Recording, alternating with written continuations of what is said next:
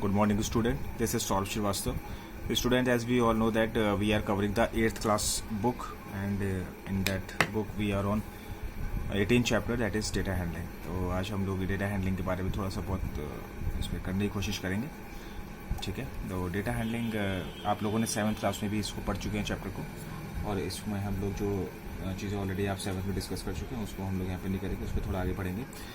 आज हम लोग जो मेन बातें करेंगे इसकी बेसिक टर्मिनोलॉजी के ऊपर करेंगे. ये बेसिकली जो वीडियो में बना रहा हूँ उसमें हम लोग इंट्रोडक्शन के ऊपर बात करेंगे. थोड़ा सा कुछ टर्मिनोलॉजीज़ होती है जो डेटा हैंडलिंग में बहुत यूज़फुल होती हैं, और उनको आप जानते भी 6th और 7th क्लास में आप पढ़ भी चुके हैं. सबसे पहली बात हम लोग करेंगे मीन की. ठीक है, तो मीन क्या होता है? मीन हम लोगों को पता है कि ना, इट इज़, इसका एक फॉर्मूला होता है. What is the formula? Sum of all observations upon total number of observations.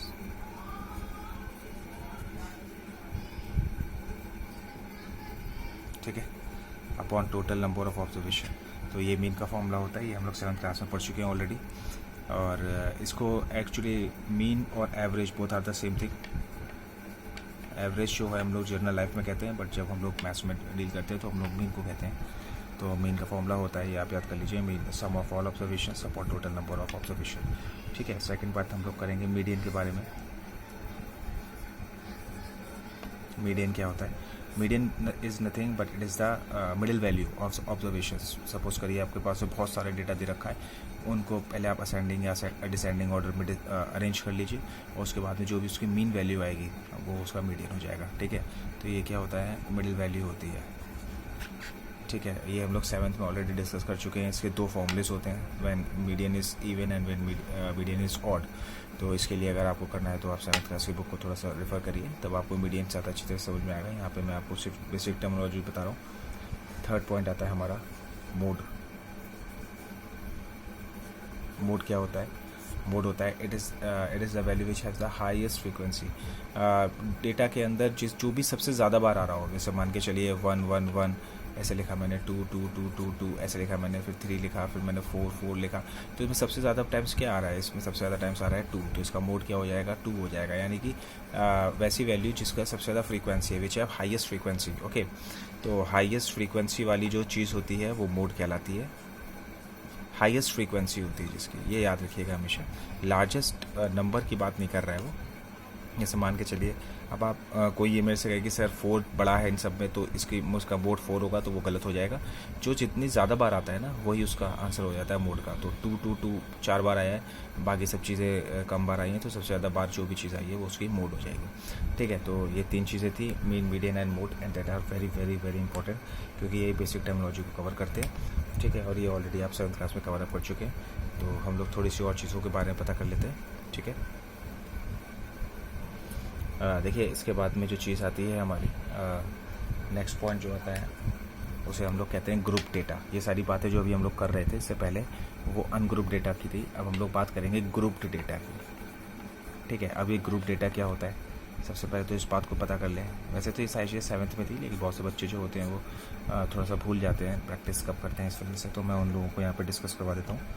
ठीक है, ग्रुप डेटा क्या होता है? जैसे बात के चलिए आपके पास में बहुत बड़ा डेटा है. ठीक है, आपके पास में बहुत बड़ा डेटा है. छोटा मोटा डेटा होता है तो हम उसे सिंपली एक लाइन में लिख लेते हैं, लेकिन जब हमारे पास में बड़े डेटास आ जाते हैं तो हम उसको ग्रुप वाइज लिखते हैं. जब कैसे लिखते हैं ग्रुप वाइज? जैसे मान के चलिए मैंने आपसे कहा कि आपके पूरी कॉलोनी या पूरे शहर में जितने भी बच्चे जो हैं वो आप हाइट के हिसाब से उन्हें अरेंज करिए. तो आप देखेंगे कि बच्चे जो हैं वो अलग अलग डिफरेंट हाइट्स के होंगे. तो आप क्या करोगे? अब मुझे बार बार लिख के थोड़ा दोगे कि सर एक 153 सेंटीमीटर्स का है, एक 135 सेंटीमीटर्स का. ऐसे कितने सारे बच्चों को लिखोगे आप? उससे बेटर है कि आप क्या करोगे, इसका ग्रुप बना दोगे. जैसे 150 से लेके सर 160 सेंटीमीटर्स तक के इतने बच्चे हैं. ठीक है ना, जैसे मान के चलिए आपने कह दिया सर 500 जो बच्चे हैं वो हमारे 150 से लेके 160 सेंटीमीटर्स तक के हाइट के बीच में आते हैं. तो ये ग्रुप हो गया एक, आपने ग्रुपिंग कर ली. इसके बाद में फिर 160 से लेके 170 तक के आपने ग्रुपिंग कर ली. तो ये लार्ज डेटास को फाइंड आउट करने के लिए बहुत आसान तरीका होता है. ठीक है, तो इसी से रिलेटेड हम टर्मिनोलॉजी को डिस्कस करेंगे. तो इसमें से मैं एक इंटरवल ले लेता हूँ. सपोज करिए मैंने 150 to 160 इंटरवल ले लिया, तो इसी के बेसिस पे मैं आपको सारी चीज़ें समझाने की कोशिश करूँगा. मान के चलिए आपने कोई भी एक इंटरवल उठा लिया, मान के चलिए वही 150 सेंटीमीटर से लेके 160 सेंटीमीटर्स तक आपने एक इंटरवल उठा लिया, ठीक है। तो इसमें कुछ चीज़ें होती हैं जो फर्स्ट इधर वाली वैल्यू होती है, यानी कि लेफ्ट हैंड साइड में, वो हमेशा आपकी लोअर लिमिट कहलाती है, ये हमारी लोअर लिमिट होती है, ठीक है। और जो राइट हैंड साइड पे होती है ये हमारी अपर लिमिट होती है,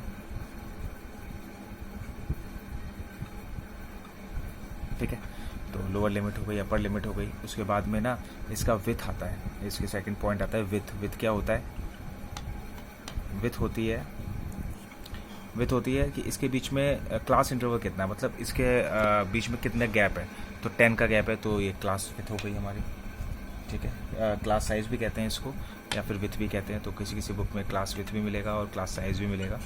तो क्लास साइज का कितना है? इसका 10 है, 10 सेंटीमीटर्स का क्लास साइज लिया है, ठीक है। Then after lower limit, upper limit, class end. और एक और चीज़ आती है हमारी क्लास मार्क होता है, ये भी इंपॉर्टेंट चीज़ है। ये हिस्टोग्राम जब हम लोग आगे डिस्कस करेंगे तो हिस्टोग्राम बनाने में काम आता है।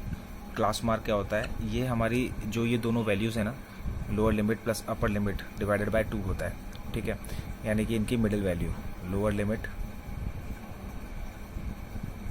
Plus upper limit,